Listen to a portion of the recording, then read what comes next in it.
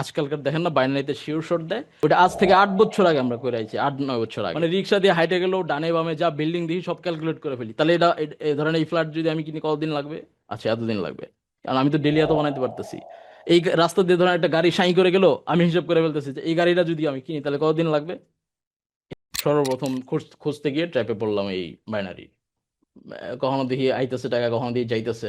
বাইনারির career যখন আমি শুরু করি, প্রথম আপনার 14 সাল আর 15 সাল, 15 সালের এন্ডিং এ আমি এই জিনিসটা বুঝে ফেলি, মানে 1.5 বছর সময় লাগছে। প্রথমে তো টাকা ছিল, ঢুকাইছি 10 10 ডলার 20 ডলার ঢুকাইতেছি, আপ ডাউন হইতেছে।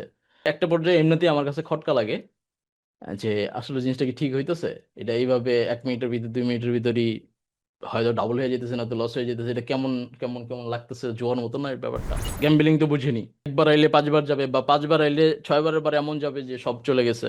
বা মার্টেঙ্গেল করতেছি, লস রিকভারি মানে একটা লস আরেকটা দিছি আরেকটা বাড়াই দিছি, এরকম দিতে দিতে ধরেন পুরো অ্যাকাউন্ট ওয়াশ।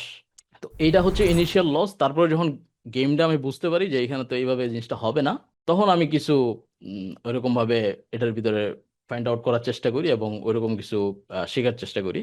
ততদিন আর ক্যাপিটাল নাই। এই যে এখন অনেকেই রিলেট করতে পারবেন, অনেকেই দেখেন এতদিন অনেক কিছু বুঝে গেছেন, এখন ক্যাপিটাল নাই। তো ওই ওই ওই স্টেজে ছিলাম যে অনেক কিছু বুঝে গেছি, এখন আর কোনো ক্যাপিটাল নাই। আর এই জিনিসটা এমন যে এটা কাউরে বোঝায় আমি কোনো ইনভেস্টমেন্ট বা কিছু নিতেও পারবো না। আইকিউ লঞ্চ নামে একটা কম্পিটিশন ছিল, আমি যদি ভুল না করি। ওইখানে $100 করে সবাই দিবে ডেমো মানি, 3 দিন সময়। 3 দিনের ভিতর সবচেয়ে বেশি গেইন যে করতে পারবে ও $500 পাবে, 2 নম্বর যে ও 400 সামথিং এরকম কিছু একটা ছিল। তো ওইখানে $100 থেকে $23,000 বা $24,000 বানাইলাম। বানায় আমি আইকিউ লঞ্চ উইন করলাম, করে একটা ক্যাপিটাল পাইলাম $500 মতো।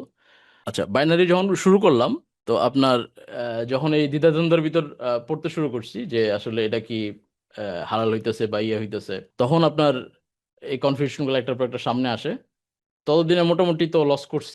এই প্রমাণগুলা বা ইয়াগুলা যে হিস্ট্রি গুলা, এগুলো আসলে আমি রাখার প্রয়োজন বোধ করি নাই, বা ছিল যে ধরনের ড্রাইভ গুলা ওইগুলা ওইভাবে ধরেন ডিভাইসেস চেঞ্জ করলে নষ্ট হয়ে গেছে, ইয়ে হয়ে গেছে।